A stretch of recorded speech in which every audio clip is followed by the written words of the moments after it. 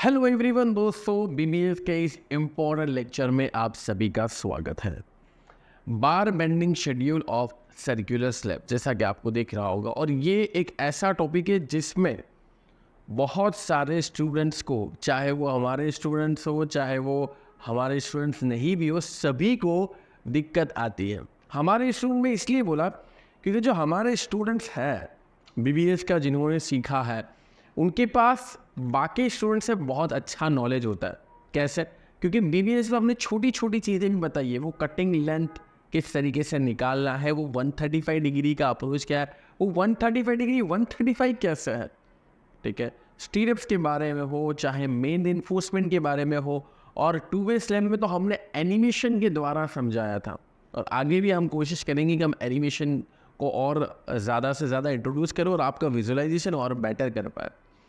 BBS और circular slab, सबसे पहले तो बीबीएस को भूल जाओ, सर्कुलर स्लैब के ऊपर फोकस करो। सर्कुलर स्लैब कहाँ इस्तेमाल होता है, सर्कुलर स्लैब का एग्जीक्यूशन हम कंस्ट्रक्शन में कहाँ करते हैं, पहले थोड़ा सा उसको समझ लेते हैं। सर्कुलर स्लैब, देखो स्लैब आप सभी को इतना अंदाज़ा होगा कि स्लैब कहाँ होता है। जनरली हम बोलते हैं छत, बोलते हैं ना, छत वाला हिस्सा, आम भाषा में, आम बोलचाल में।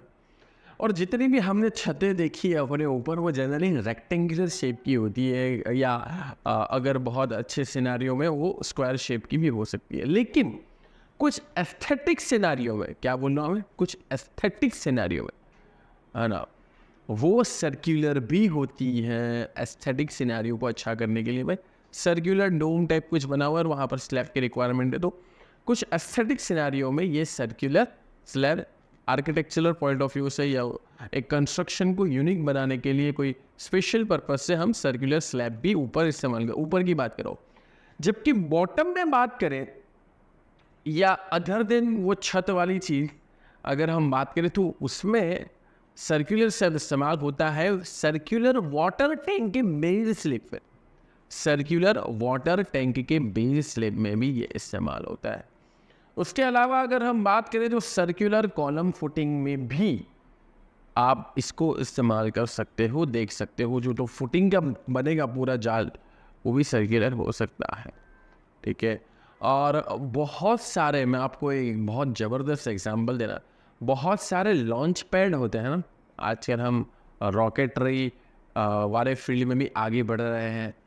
तो आपने जितने भी लॉन्च पैड जिस पर रॉकेट फिर क्या करता है, आगे बढ़ता है, उड़ता है, तो जितने भी ऐसे रॉकेटरी वाले आपने लॉन्च पैड देखे होंगे जिसके ऊपर से रॉकेट उड़ता है, या रॉकेट की लैंडिंग की भी बात करता हूँ, आपने खास करके मैं एग्जांपल देना चाहूँगा स्पेस एक्स का।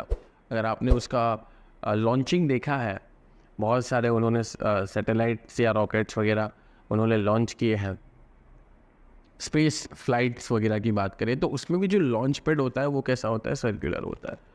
तो वहाँ पर एक स्ट्रॉन्ग फाउंडेशन चीज़ें रिक्वायरमेंट होती है, तो वहाँ पर भी आपने इसको देखा होगा। तो ये कुछ एग्जांपल थे जहाँ पर सर्कुलर स्लैब का इस्तेमाल होता है।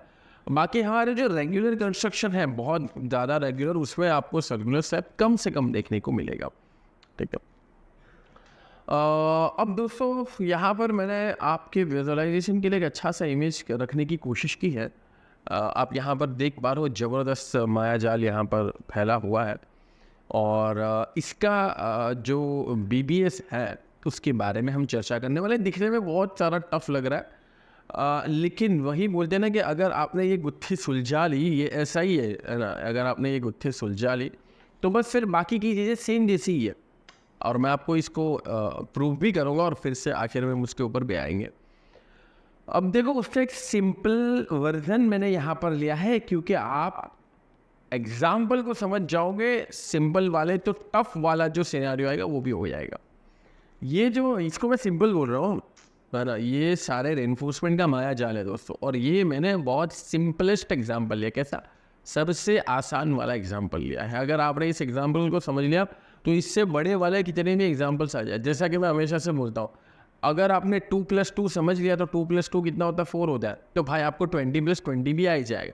तो ऐसा समझो ये तुम्हारे लिए क्या है, 2+2। तो पहले 2+2 को समझते थे, लेकिन अभी आपके लिए 2+2 भी क्या है, थोड़ा सा डिफिकल्ट दिख रहा होगा, अलग लग रहा होगा, ठीक है। इसको समझते दोस्तों यहाँ पर, है ना, और थोड़ा कॉमन सेंस तो हमेशा रखना है यार, ठीक है। जब भी लेक्चर पढ़ना है तो मैं हमेशा बोलता कॉमन सेंस रखूंगा तो चीज़ें आसान से समझ में आए। इतना हमें समझ में आ रहा है इसको देख कर कि कुछ रेनफोर्समेंट कैसे हैं दोस्त। कुछ रेनफोर्समेंट है हमारे वर्टिकल रेनफोर्समेंट। इतना इसको देख कर समझ में आ रहा है कि कुछ रेनफोर्समेंट कैसे हैं, वर्टिकल रेनफोर्समेंट। कुछ रेनफोर्समेंट वर्टिकल, ध्यान से मेरी बातें सुनना। और कुछ रेनफोर्समेंट है हॉरिजॉन्टल, एक्स एक्सिस और वाई एक्सिस वगैरह बोल सकते हैं, एक्स एक्सिस और वाई एक्सिस। मैं वर्टिकल और हॉरिजॉन्टल बोलना ज़्यादा प्रेफर करूँगा। चलो ये भी वर्टिकल की कैटेगरी में आ गया, ठीक है। कुछ हॉरिजॉन्टल भी हो गए, लेकिन एक इंटरेस्टिंग बात ये मैं बोलने जा रहा हूँ कि जितने भी वर्टिकल है, चलो इन सबको मैं मिटा देता हूँ, ठीक है। तो इतना तो पता चल गया, कुछ वर्टिकल है कुछ हॉरिजॉन्टल, और सबसे एक ऐसा माया जाल बना हुआ है ऐसा समझो। लेकिन जितने भी वर्टिकल्स हैं, क्या सारे के सारे वर्टिकल रेनफोर्समेंट की लंबाई सेम होगी? सोच के देखो भाई, ये भी वर्टिकल है, बीच वाला सेंटर लाइन वाला, क्या ये वाले से लंबाई सेम होगी? क्या इसकी, ये वर्टिकल है, क्या इसके साथ इसकी लंबाई सेम होगी? होगी नहीं होगी? नहीं होगी दोस्तों। यानी कि वर्टिकल रेनफोर्समेंट यूनिफॉर्म लेंथ के नहीं है, इतना हमें समझ में आ रहा है। वर्टिकल रेनफोर्समेंट यूनिफॉर्म लेंथ के नहीं है। सिमिलरली हॉरिजॉन्टल रेनफोर्समेंट भी, ये वाला देखो और ये वाला देखो, सिमिलरली हॉरिजॉन्टल रेनफोर्समेंट भी यूनिफॉर्म लेंथ के नहीं। और यही इसका एक वो है, ट्रबल है, प्रॉब्लम है। अगर आपने ये डिफरेंस लेंथ निकाल ली, डायामीटर आपको ड्राइंग में गिवन होगा, या जो रेनफोर्समेंट का आप डायामीटर इस्तेमाल करो उसके ऊपर भी लिखा होता है, तो वो कोई प्रॉब्लम नहीं। लंबाई निकालनी, डायमीटर निकालनी, तो d² डिवाइड बाई 160 से आपको क्या मिलेगा? किलोग्राम प्रति मीटर में उसका वजन मिलेगा। अगर आपके पास लंबाई है तो लंबाई मल्टीप्लाई कर दो और आपको वेट मिल जाएगा। और वही पर्पज है BBS का, वेट निकालना, लोहा कितना वजन का लगेगा। समझ रहे हो दोस्तों क्या बोलना चाह रहा हूँ? तो मेरे प्यारे दोस्तों, इस हिसाब से हमारे लिए इस पर्टिकुलर प्रोसेस में, इस पूरे प्रोसेस में चैलेंज यही है कि लंबाई जो सबकी अलग अलग है ना, वो कितनी है और किन लोगों की अलग है। क्या इसमें कोई सिमिलरिटी है? क्या इसमें कोई सिमेट्रिसिटी है? क्योंकि आप सबको पता है सर्कुलर शेप बहुत अच्छा शेप है, ये बहुत अच्छा शेप है। ये एक्स एक्सिस के अबाउट भी सिमेट्रिक है, वाई एक्सिस के अबाउट भी सिमेट्रिक है। बहुत इंपॉर्टेंट बात बोल दी मैंने बातों। और ये सिमेट्रिसिटी का कॉन्सेप्ट हम बचपन से जानते हैं। सर्कुलर शेप, चाहे उसको बीच में से काटो तो भी दोनों तरफ सेम है, चाहे उसको ऐसे हॉरिजॉन्टली बीच में से काटो तो भी ऊपर। ये अच्छी बात है, और इस बात का फ़ायदा हम उठाएंगे दोस्त। इस बात का फ़ायदा हम कैसे उठाएंगे, उसके लिए दोस्तों जर्नी में थोड़ा हमें आगे जाना पड़ेगा। तो आगे दोस्तों, अभी इतना समझ में आ रहा है कि यार हमारे पास कुछ हॉरिजॉन्टल एनफोर्समेंट है, उसको वर्टिकल एनफोर्समेंट है, उसकी कुछ डिटेलिंग हमारे पास गिवन है। 10 mm का डायामीटर है हॉरिजॉन्टल वाला भी, और वर्टिकल वाला भी 10 mm का डायामीटर है। At the rate 130 centre to centre spacing. भाई आसान भाषा में 130 का है, और यहाँ पर भी at the rate 130 centre to centre. आसान भाषा में दोस्तों कहने का मतलब ये है कि भाई ये जो भी दो वर्टिकल लाइनें हैं, भाई ये जो भी दो वर्टिकल लाइनें हम बोलेंगे, हालांकि हकीकत में तो क्या ये रेनफोर्समेंट है। तो ये जो भी दो वर्टिकल रेनफोर्समेंट है, इनके बीच का सबका यूनिफॉर्म डिस्टेंस है, and that is called spacing, which is 130 mm। इनके बीच में जो भी दूरी है दोस्तों, ये दूरी सही जाए ना, ठीक है, तो ये जो दूरी रखी गई है रेनफोर्समेंट के बीच में 130 mm के। सिमिलरली दोस्तों वर्टिकल की बात करें तो वर्टिकल में ये जो दूरी सही जाए ना, तो ये जो दूरी है दोस्तों, ये भी 130 mm है, वर्टिकल में भी और हॉरिजॉन्टल। इतना हमें समझ में आया। चलो अब दोस्तों इसको थोड़ा धीरे धीरे, अच्छा यहाँ पर एक अच्छी इन्फॉर्मेशन ये भी दी गई है, आप सभी को दिख पा रही होगी। क्लियर कवर 20 mm का है, circular slab, size outer to outer 2.5 metre, outer to outer 2.5 metre. ये साइज समझ पा रहे हो दोस्तों? साइज सर्कुलर के केस में साइज से मतलब होता है डायामीटर। 2.5 मीटर यानी 2500 mm का डायामीटर है इस सर्कुलर स्लैब का। लेकिन कवर है दोस्तों हर जगह से। कवर क्या होता है भाई? हर जगह से कवर होता है, क्लियर कवर। क्लियर कवर का बीबीएस में हमारा एक बहुत स्पेशल, बहुत अच्छा लेक्चर है। उम्मीद करता हूँ आपने देख लिया होगा यार, ज़बरदस्त चीज़ है। Clear cover, nominal cover, cover, effective depth, सब कुछ समझाया मैंने। 20 mm का क्लियर कवर दिख रहा है। इतनी बातें हमारे पास गिवन है और कुछ बातें हमने समझी, कुछ बातें समझ में नहीं भी आई तो कोई बात नहीं, ठीक है। अब क्या लिखा है दोस्तों? यूँ लिखा है calculation of CL1 of centre bar. अब हमने क्या कर दिया? इस चित्र को आसान बना दिया। इस चित्र को आसान कैसे बना दिया दोस्तों? इस चित्र को आसान ऐसे बनाया, इस डायग्राम को, इस ग्राफिक को आसान ऐसे बनाया कि वर्टिकल वाले को निकाल दिया। जितने भी वर्टिकल वाले थे वो हमने क्या कर दिया? निकाल दिए। दुआओं में याद रखना, ठीक है। तो उनको निकाल दिया और जो बीच में है दोस्तों CL1, उस पर फोकस किया कि भाई पहले इसका निकाल लेते हैं, क्योंकि दोस्तों ये CL1 वाला निकालना बहुत आसान है, बहुत आसान। कैसे आसान है वो तो अभी थोड़ी देर में ही पता चलेगा। दोस्तों एक डेटा हमारे पास गिवन था कि ये जो सर्कुलर स्लैब जिस कंक्रीट का पूरा बनेगा वो 2500 mm का है। 2500 mm यानी 2.5 मीटर। ये सर्कुलर स्लैब का पूरा जो मायाजाल बनेगा ये है 2.5 मीटर, 2500 mm। आपको हम जब देखेंगे कंक्रीटिंग के साथ। लेकिन उस पर रेनफोर्समेंट कब से स्टार्ट होता है भाई? रेनफोर्समेंट कब से स्टार्ट होता है? कोई भी चीज़ कंक्रीट की दिखती है आज से, रेनफोर्समेंट हमेशा से वो कवर माइनस करने के बाद स्टार्ट होता है। तो आसान भाषा में सोचो, आसान भाषा में सोचो। और मैं हमेशा से कॉमन सेंस के साथ ही डायरेक्ट फॉर्मूला रखता तो मरवाना ही नहीं है अपने को, नहीं तो भाई ज़िंदगी में कोई फ़ायदा नहीं होगा। और कंस्ट्रक्शन में भाई तुम फॉर्मूला और ये हिसाब से चलते हो तो तुम बहुत नुकसान होगा, ठीक है। कॉमन सेंस से चलो और फिर बाद में उससे फॉर्मूला जनरेट करो, है ना। कंस्ट्रक्शन फील्ड में भाई अगर तुम ऐसे थ्योरेटिकल चीज़ें से और फॉर्मूला बेसिस की चीज़ों से तुम पेमेंट कर रहे हो तो तुम्हारा बहुत नुकसान होने वाला है। तो मैं ये बता रहा हूँ अगर कॉमन सेंस लगाओ भाई, अगर पूरा स्लैब बना हुआ है कंक्रीट का और उसमें क्लियर कवर के बाद से रेनफोर्समेंट लगने चालू होते हैं तो कॉमन सेंस क्या बोलता है कि वो जो कंक्रीट का पूरा बना हुआ है जिसका डायामीटर है 2500 mm, उसमें से दोनों तरफ से मैं कवर को माइनस कर दूँ और जो बचेगा वो रेनफोर्समेंट होगा। कॉमन सेंस बोलता है कि नहीं बोलता? है कॉमन सेंस यही बोलता है कि भाई कहाँ गया ये वाला? कॉमन सेंस ये बोलता है कि यहाँ पूरा हमारा भाई कंक्रीट दोनों तरफ से 20-20 mm का है और ये सराउंडिंग में पूरा 20 mm का कवर दिया गया है, ठीक। कैसे देते? कवर ब्लॉक प्रोवाइड करके। यार अब ये मत बोलना, बहुत अच्छे कवर ब्लॉक वगैरह आते हैं। और क्या बोल रहा था मैं? हाँ, तो मैं ये बोल रहा था दोस्तों कि दोनों तरफ से अपने कवर ब्लॉक प्रोवाइड करते हैं 20-20 mm के। मार्केट में बहुत सारे कवर ब्लॉक अवेलेबल होंगे, उसमें से मेरा रिकमेंडेशन रहेगा मेंटोन कंक्रीट की कवर ब्लॉक है, वो आप इस्तेमाल कर सकते हो बढ़िया तरीके से। तो ये यहाँ पर है दोस्तों 20 mm और ये यहाँ पर है दोस्तों 20 mm। तो कॉमन सेंस क्या बोलता है फिर? ये जो बीच का रेनफोर्समेंट है CL1, ये निकालना कैसे आसान होगा भाई? 2500 में से दोनों तरफ से 20-20 माइनस कर दो तो जो भी आंसर आएगा वो CL1 का होगा, यानी बीच वाले सेंटर वाले हॉरिजॉन्टल रेनफोर्समेंट की कटिंग लेंथ। कहीं से भी मोड़ा गया? नहीं मोड़ा गया। कोई डिडक्शन? नहीं डिडक्शन भाई, मोड़ा ही नहीं गया। ये CL1 की बात करें तो मोड़ा ही नहीं गया CL1 की अगर हम बात करें, ठीक है। चलो तो इतना कॉमन सेंस समझ में आ रहा है? तो भाई कितना आंसर होगा CL1 का कमेंट करके बता दो यार, कमेंट करके बताओ CL1 का आंसर कितना होगा, ठीक है, फटाफट से। वही है, अगर बेटा तुमको डायरेक्टली बोल देता है CL1 डायमीटर माइनस 2460 तो मज़ा नहीं आता यार।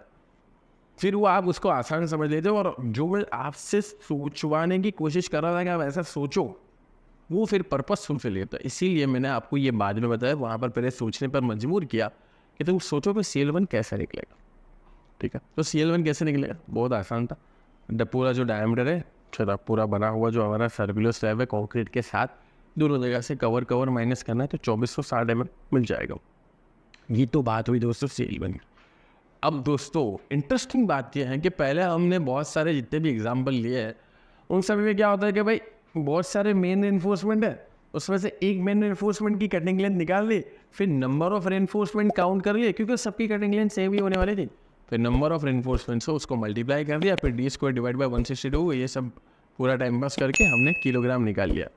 लेकिन इंटरेस्टिंग बात ये कि सर्कुलर स्लैब में तो भाई ये CL1 से ऊपर वाला छोटा ही होगा, CL1 से तो छोटा ही होगा। सर्कुलर क्या ऊपर ऊपर ज़्यादा छोटा हिस्सा बनता जाए, और कितना हिस्सा बनेगा भाई ये तो नहीं पता। आप बोलोगे मेज़र कर लो, भाई मेज़र करना ही होता, मेज़र करना ही होता तो एस्टिमेट का मतलब क्या होता है भाई, पहले से अपने पास आ जाए, फिर पहले से चीज़ें नहीं है तो एस्टिमेट करना है, इसको हमें निकालना है। अब चलो थोड़ा मेजर करने के लिए दूसरा यार तो थोड़ा तो मैथमेटिक्स लगेगा यार, 8वीं कक्षा का मैथमेटिक्स लगेगा, पाइथागोरस का नियम लगेगा यार। 8वीं कक्षा पाइथागोरस सबको पता ही होगा, नहीं पता बस रिवाइज कर लो एक बार। अब देखो ये CL1 का तो पिक्चर क्लियर है, बहुत सीधी बात है। और ये CL1 जैसा ही दोस्तों बीच वाला भी होगा, ये वाला भी होगा, इसके बारे में अलग से चर्चा करेंगे, इसलिए अभी नहीं बोला। ये जो CL1 था भाई ऐसा ये भी होगा, ठीक है। वर्टिकल वाला भी उतना ही होगा, डायमीटर दोनों तरफ से कवर माइनस कर 24, वो मैं एक्सेल शीट में लास्ट में आपको बताऊँगा। लेकिन अगला हमारा जो पड़ाव है कि भाई CL1 के ऊपर जो ऊपर वाला रेनफोर्समेंट है ये हम कैसे निकालें, CL2 बोल दो भाई, इसको कैसे निकालेंगे। तो उसके लिए सर्कुलर प्रॉपर्टीज़ का इस्तेमाल किया है और पाइथागोरस का जो नियम है उसका इस्तेमाल किया। किसका इस्तेमाल किया है दोस्तों, सर्कुलर प्रॉपर्टीज़ का इस्तेमाल किया है और पाइथागोरस का जो नियम है उसका इस्तेमाल किया। ये है दोस्तों सेंटर, ठीक है। सेंटर से अगर मैं सर्कल के आउटर हिस्से तक जाऊंगा जिसको हम पेरीमीटर में काउंट करते हैं, यानी कि ये, तो सर्कुलर प्रॉपर्टी ये है कि सेंटर से अगर तुम आउटर हिस्से तक जाते हो तो वो उसका क्या होता है भाई, क्या होता है, रेडियस होता है। तो रेडियस होता है, कहाँ है रेडियस, ये रहा रेडियस, अलग कलर से बताओ क्या बात, ये है दोस्तों सेंटर से जाते हैं आउटर तक, ये क्या स्मॉल r, क्या बोलेंगे इसको, क्या स्मॉल r निकालना हमारे लिए इस पर्टिकुलर कंडीशन पे आसान है, नहीं है, बहुत आसान है। कुछ नहीं करना, 2500 जो टोटल था, 2500 का आधा 1250, 1250 मतलब यहाँ पर भी 20 का कवर होगा, और 1250 में से दोस्तों 20 का कवर माइनस कर दो, यानी कि 1230, यानी R 1230 होगा। इतना कॉमन सेंस सबको आ रहा है, नीचे बहुत अच्छे से लिखा हुआ है, लेकिन वो बाद में देखेंगे, ठीक है, अभी कॉमन सेंस लगा दो। तो R जो दोस्तों है वो 1230 mm का, और ये दोनों जो बार्स है उनकी बीच की स्पेसिंग 130 mm है। ऐसा हमको किसने बोला, ऐसा हमको गिवन डेटा में जो था, या ड्राइंग में आपके पास अगर साइट पर हो तो जो साइट में ड्राइंग था उसमें बोला कि भाई तो भाई ये दो बार के बीच का वर्टिकल डिस्टेंस भी है, और उसका जो हाइपोटेनियस है भाई इंग्लिश में बोले तो, और गुजराती में बोले तो कर्ण, ठीक है, इसको हाइपोटेनियस और गुजराती में कर्ण। तो ये 8वीं कक्षा में हमें बताया जाता था कि the length of hypotenuse can be derived by the law of Pythagoras. Pythagoras का नियम क्या बोलता है कि अगर आपको हाइपोटेनियस फाइंड आउट करना है, हाइपोटेनियस फाइंड आउट, तो हाइपोटेनियस का स्क्वायर यानी कि r का स्क्वायर इज इक्वल टू, और ट्राइंगल 90 डिग्री, हाँ यार उसमें एक बहुत इंपॉर्टेंट टर्म थी कि भाई 90 डिग्री का ट्राइंगल बनना चाहिए, तो भाई यहाँ पे 90 डिग्री तो बन रहा है, और उसके सामने वाला कौन है, 90 डिग्री के एग्जैक्टली सामने वाला हाइपोटेनस, सबसे बड़ी साइड। तो r is equal to x2 का स्क्वायर, इसको हम आधा ही लेंगे ना, ऑब्वियस बात है, बार हमारा पूरा है लेकिन ट्राइंगल हमारा आधे से बन रहा है तो हम आधा ही लेंगे।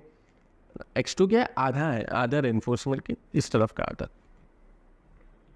ये टोटल रेनफोर्समेंट यहाँ तक है लेकिन हमने आधा लिया ताकि x2 मिल जाए, और आधे का डबल करेंगे तो पूरा होता है, नहीं होता, x2 मिल जाए तो x2 का डबल करेंगे तो पूरी लंबाई मिल जाएगी, यानी CL2 मिल जाएगा, प्लस 130 का स्क्वायर भाई।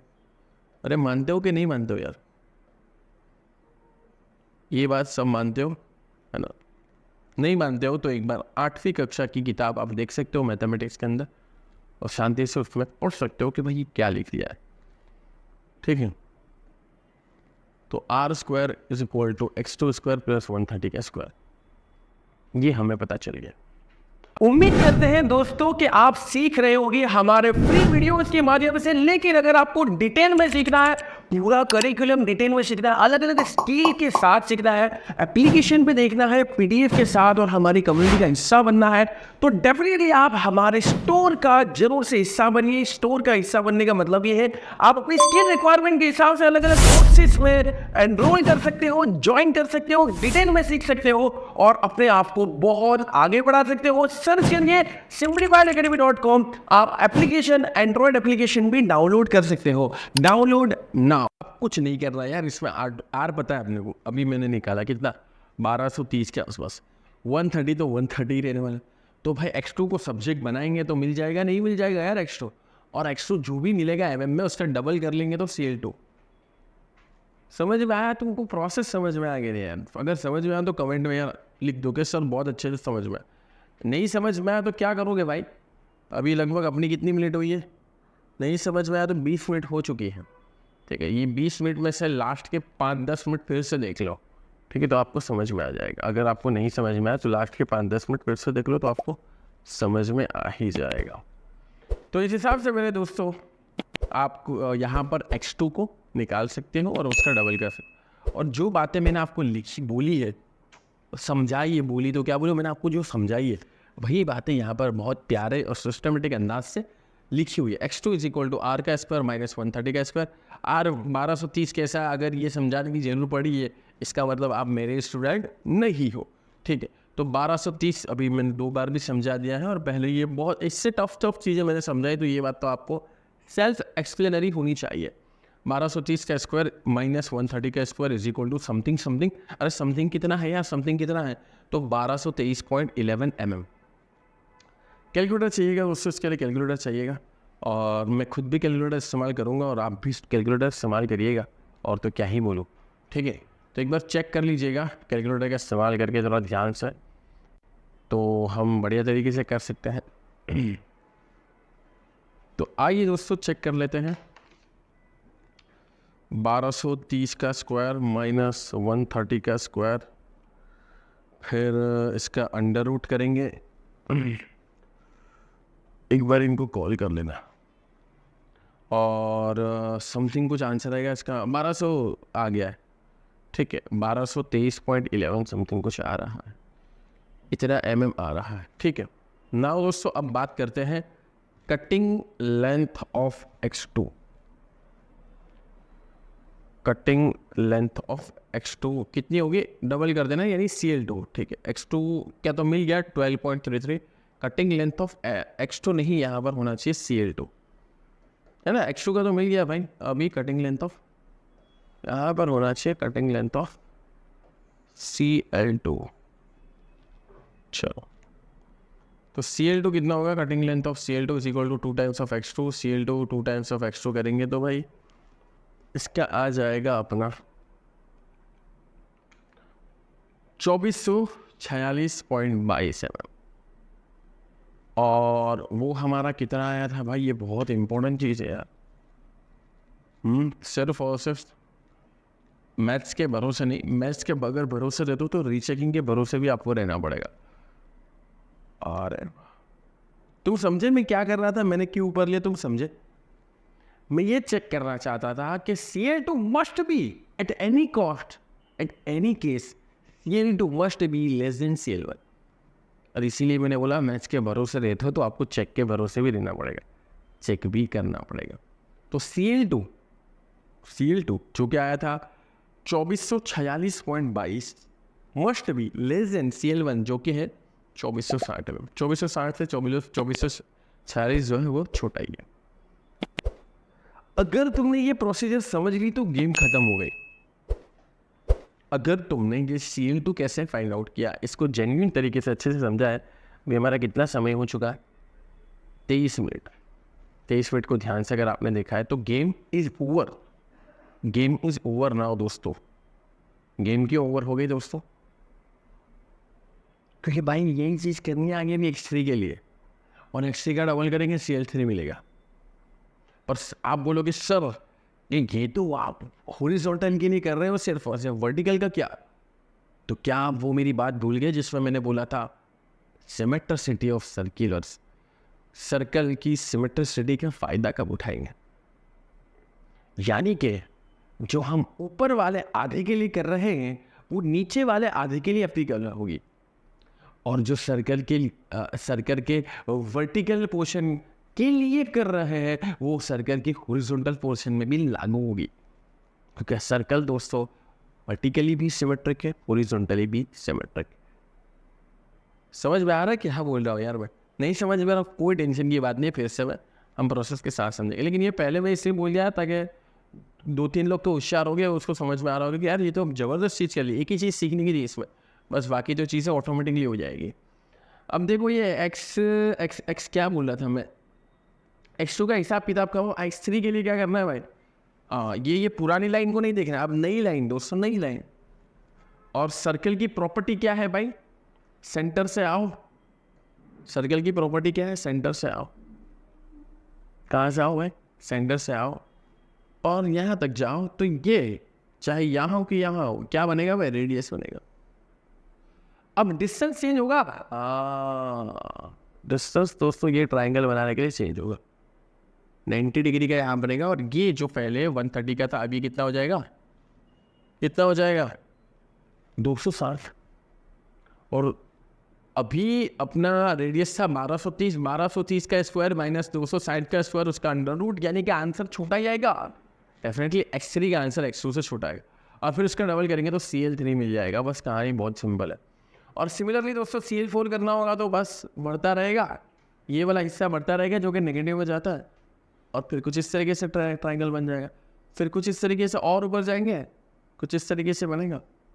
ज़बरदस्त। तुम समझ पा रहे हो कितनी आसान चीज़ थी? अगर आपने CL1 समझ लिया तो बाकी की चीज़ बहुत आसान थी। और इसमें आगे एक और ज़बरदस्त चीज़ मैं बताने वाला हूँ, जो नंबर ऑफ रेनफोर्समेंट फाइंड करने का तरीका है वो भी।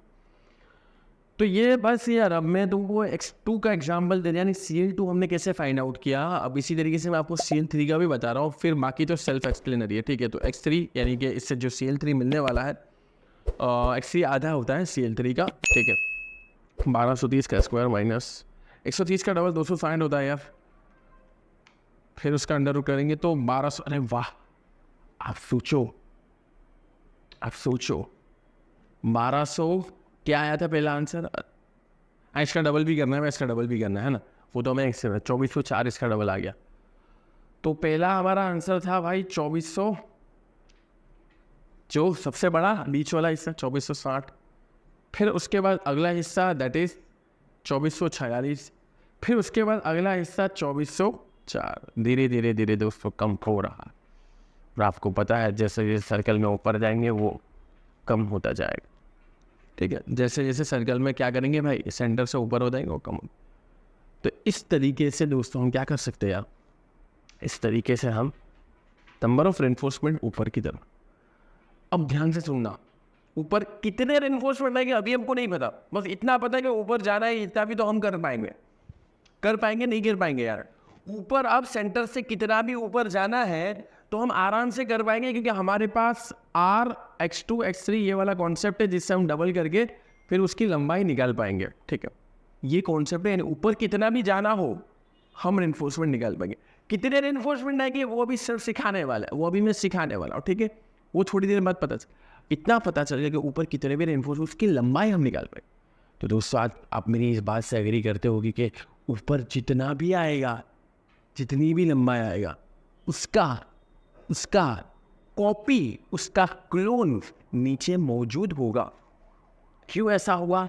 सिमेट्रिसिटी। कहने का क्या मतलब? कहने का मतलब ये है दोस्तों कि अगर, हाँ लेकिन बीच वाले को छोड़कर ना, बीच वाले के नीचे सिमेट्रिसिटी वो अकेला है, यूनिक है। CL1 जो था, ये जो CL1, ऐसा CL1 सिमेट्रिसिटी के नीचे भी मौजूद होगा CL2। ये जो CL2 था, ये CL2 नीचे भी मौजूद होगा CL2, सिमेट्रिसिटी का कॉन्सेप्ट। और सिमिलरली CL3, CL4, CL, इतना अभी समझ में आया।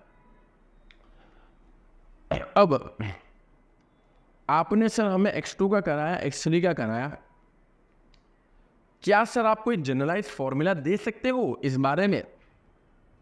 है ना, हो सकता है कि हमारा जो एग्जांपल है उसमें कम नंबर ऑफ रेनफोर्समेंट है और आपकी साइट पर ज़्यादा है, तो क्या सर ऐसा कोई जनरलाइज फॉर्मूला है?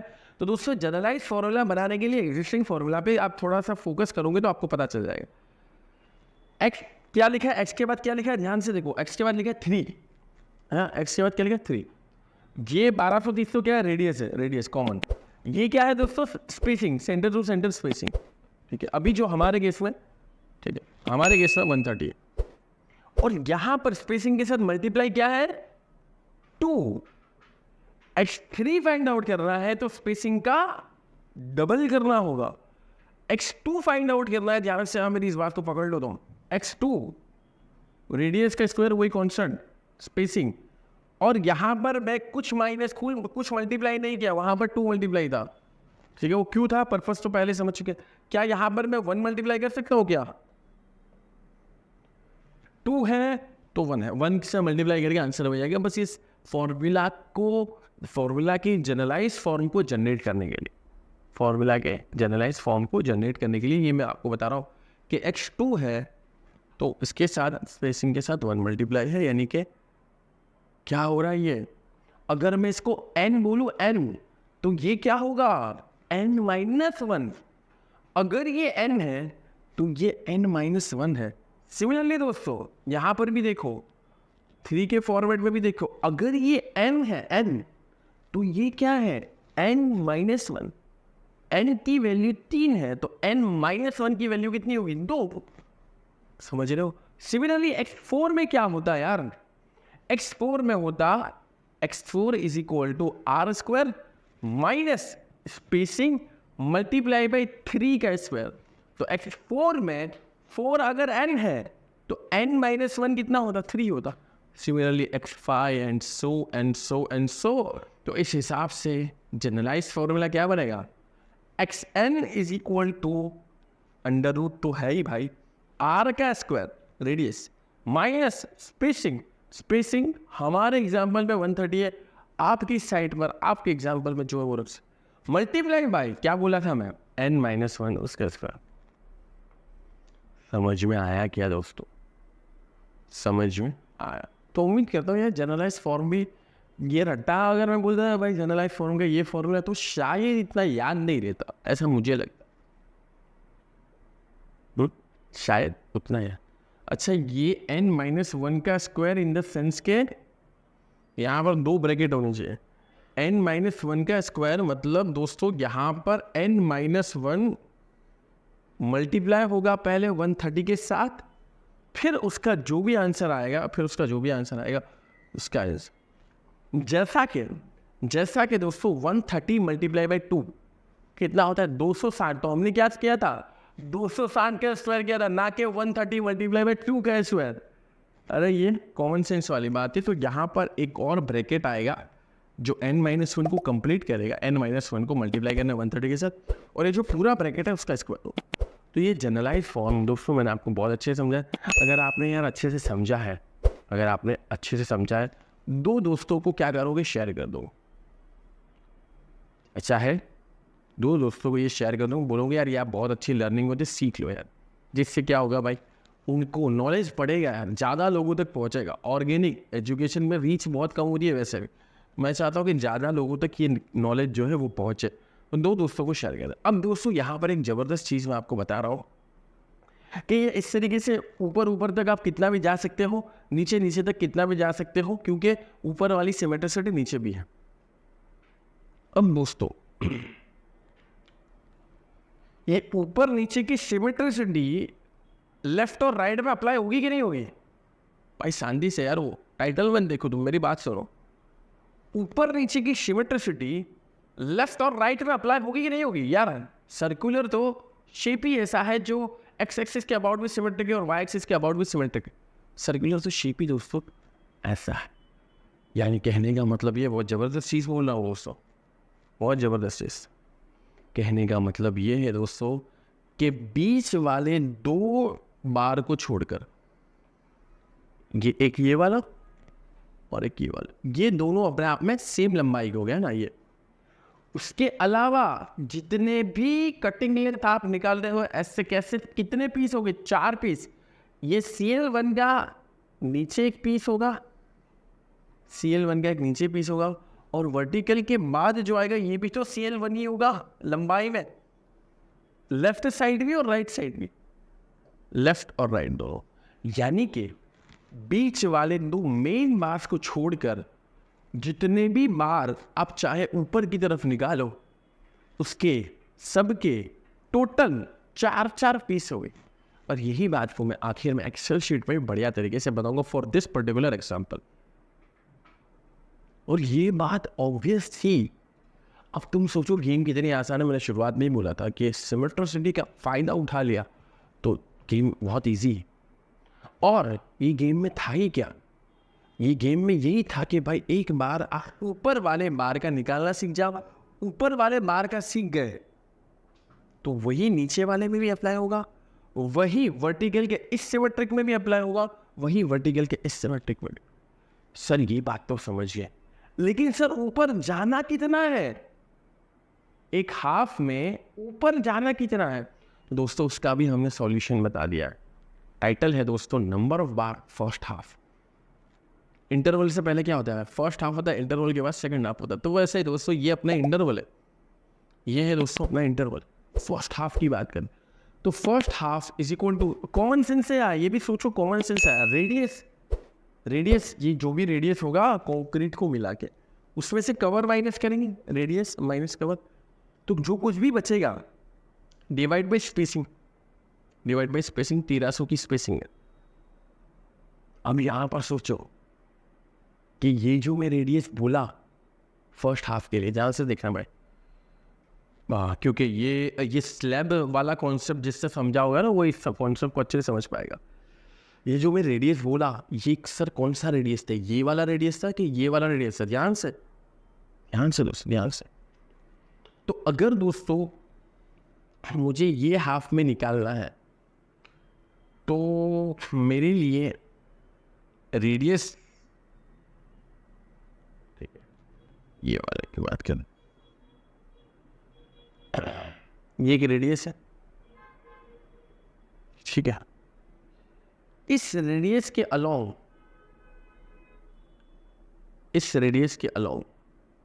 कितने नंबर ऑफ रेनफोर्समेंट इस साइड आते? चलो पहले इसको फाइंड आउट कर। तो इस रेडियस के अलोंग एक यहाँ पर आएगा, दूसरा यहाँ पर आएगा, तीसरा यहाँ पर आएगा, चौथा यहाँ पर आएगा, एंड सो। लेकिन ये जो रेडियस है, ये रेडियस मिलेगा कैसे भाई? स्पेसिंग को कवर को माइनस करने के बाद। और ये रेडियस के अलोंग अगर हम देखने जाए तो 130 mm को अपने को कंप्लीट करना है। किसको कंप्लीट करना है? 130 mm, यानी जस्टिफाइबल होना चाहिए। तो ये 130 mm कैसे हो गए दोस्तों? 130, सिमिलरली 130। मतलब फॉर्मूला क्यों आया समझे? Radius divide by spacing. और रेडियस कैसे मिलेगा? ये जो मैं पर्टिकुलर रेडियस की बात कर रहा हूँ, कवर को माइनस करने के बाद उतने नंबर ऑफ बार्स कुछ ऐसे लगे होंगे, उतने नंबर ऑफ बार्स ऐसे। अगर मैं ये रेडियस की बात कर रहा हूँ तो उसमें स्पेसिंग कैसे जस्टिफाइबल होगी? कुछ ऐसा। उसमें स्पेसिंग कैसे जस्टिफाइबल होगी? जस्ट रेडियस स्पेसिंग डिवाइड, इसीलिए डिवाइड बाय स्पेसिंग क्या है? स्पेसिंग के रिस्पेक्ट में रेडियस है। क्या बोल रहा हूँ? स्पेसिंग के रिस्पेक्ट में रेडियस है। तो रेडियस माइनस कवर ऑब्वियस बात है, जिससे हमें इफेक्टिव रेडियस मिलेगा, ऐसा मैं बोलना चाहूँगा, जो कि 1230 डिवाइड बाय स्पेसिंग। तो उसका कुछ आंसर आएगा इस साइड में, कुछ आंसर आएगा जो कि कितना 9.46। तो हम राउंड ऑफ कर लेते हैं, क्योंकि भाई ऐसे 0.46 वाला बार तो 10 बार कर लेते। लेकिन अगर आप अभी मिट गया ये, अगर आप रेडियस के किसी भी तरफ का एक हिस्सा कैंसिल कर रहे हो, मान लो कि ये वाला, तो इस रेडियस में दोस्तों ध्यान से देखना, इस रेडियस में ये वाला मेन बार भी तो आ गया, इस रेडियस में ये वाला मेन बार भी तो आ गया। इसको क्या करना पड़ेगा? माइनस करना पड़ेगा, ताकि वो जो मेन बार के अलावा नंबर ऑफ रेनफोर्समेंट हमें मिल पाए। इसको क्या करना पड़ेगा? माइनस करना पड़ेगा, ताकि वो मेन बार के अलावा हमें नंबर ऑफ, तो 10 minus centre bar, since centre bar will be 1, centre bar will be 1 होगा उस पर्टिकुलर डायरेक्शन में, और दूसरा अलग डायरेक्शन। फिर इस तरीके से सेकंड हाफ का भी कर सकते हो, रेडियस माइनस का हुआ। अगर दोस्तों स्पेसिंग अलग है तो सेकंड हाफ का अलग होगा। लेकिन जनरली आपको सर्कुलर में, क्योंकि सर्कुलर शेप ही सिमेट्रिक है, तो हमारा रेनफोर्समेंट बिछाने का तरीका भी, और रेनफोर्समेंट बिछाने के तरीके में भी जो भी पैरामीटर्स आ रहे हैं वो भी कैसे हो गए? सिमेट्रिक हो गया। कैसे हो गया दोस्तों? सिमेट्रिक हो गया। तो इस वजह से दोस्तों 9 बार अब ये जो कहानी हो गई, और मैंने आपको बताया कि ये जितने 9 भी है सबके जो इंडिविजुअल पीसी से ऐसे कितने होंगे, हर डायरेक्शन में 4 होंगे, ऊपर की तरफ, नीचे की तरफ, लेफ्ट साइड, राइट साइड। और यही सारी बातों को बहुत अच्छे से हमने यहाँ पर एक्सप्लेन किया है। मैं थोड़ी ब्राइटनेस कम करना चाहूँगा ताकि आपको ये बहुत अच्छे से दिख जाए, और हमारे डिजिटल नोट्स में भी अवेलेबल होगा जिसको आप अच्छे से पढ़ सकते हो, हमारे डिजिटल नोट्स में भी। और ये कम्प्लीटली एजुकेशनल पर्पज़ से हमने इस्तेमाल किया है, तो इसको आप एजुकेशनल पर्पज़ से हमने भी इस्तेमाल किया है, तो आप भी एजुकेशनल पर्पज़ से इसको इस्तेमाल कर सकते हो। इज़ कम्प्लीटली फेयर यूज़, लेकिन सीखने के पर्पज़ से और सिखाने के लिए पर्पज़ से। तो इसलिए दोस्तों हमने यहाँ पर कुछ इस तरीके से आपको बता दिया है। सर्कुलर स्लैब कुछ इस तरीके से आप देख सकते हो सारी चीज़ें, इसका डिस्क्रिप्शन देख सकते हो, number of bars, cutting length. जैसा कि मैंने बोला कि जो मेन वाला जो बार होगा वो कितने होंगे भाई, उसका डायामीटर है, लेकिन नंबर कितने, 2 ही है। फिर कटिंग लेंथ क्या होगी भाई, वो था ना 2460 आया था ना, तो मीटर में कितना होगा 2.46 डिवाइड बाई 1000 का। टोटल लेंथ उसका डबल कर देंगे क्योंकि 2 बार है, तो 4.92 हो गया। यूनिट वेट कितना होगा, d² डिवाइड बाई 162, यानी 10² डिवाइड बाई 162 करो तो 10 का स्क्वायर डिवाइड बाई 162। ये बहुत बच्चों वाली बात है जो अब तो आपको लगने लगी होगी, ये मैंने समझा दिया यूनिट वेट कैसे निकालते हैं। टोटल वेट क्या करना है, बस ये 4.92 से मल्टीप्लाई करना है, तो ये आंसर आ जाएगा 4.92 3.03704, और 10 mm का इतना ही वजन बनता है दोस्तों, आप यहाँ पर भी देख सकते हो। सिमिलरली ये जो दूसरा है, यानी कि हमारे केस में क्या हमने लिया था CL1, ठीक है, दूसरा वाला बार 10 mm का है, सारे बार 10 mm के ये, उसके कितने बनेंगे, 4 पीस बनेंगे, ऊपर की तरफ, नीचे की तरफ, लेफ्ट साइड और राइट साइड।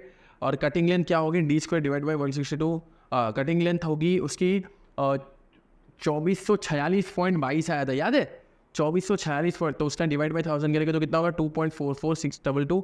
फिर 4 है ऐसे भाई, तो 2.44622 का 4 से मल्टीप्लाई करेंगे 9.78489। ये थोड़ा अगर आपको ब्लर दिख रहा हो तो जूम भी कर सकते हो आप यार। और अगर बहुत वर्स्ट केस सिनेरियो में आप डिजिटल नोट्स हमारी जो है कोर्स में भी प्रोवाइडेड है, उसमें बहुत अच्छा हमने नया फॉर्मेट भी बनाया, वो भी आप देख सकते हो 9.78, और यूनिट वेट इसका वही रहेगा, और यूनिट वेट से मल्टीप्लाई कर देते हैं 0.61728, तो ये आ जाएगा 6.04 समथिंग। भाई इस तरीके से पूरा कर सकते हो। और 9 कैसे आया आंसर, वो मैंने बहुत अच्छे से आपको एक्सप्लेन कर दिया एक साइड पे। तो दोस्तों कहने का मतलब ये कि ज़बरदस्त सेशन रहा। उम्मीद करता हूँ कि बहुत सारी चीज़ें, नई चीज़ें, पुरानी चीज़ें, सब कुछ आपको पुरानी चीज़ें रिवाइज हो गई होगी और नई चीज़ें सीखने को मिली होगी।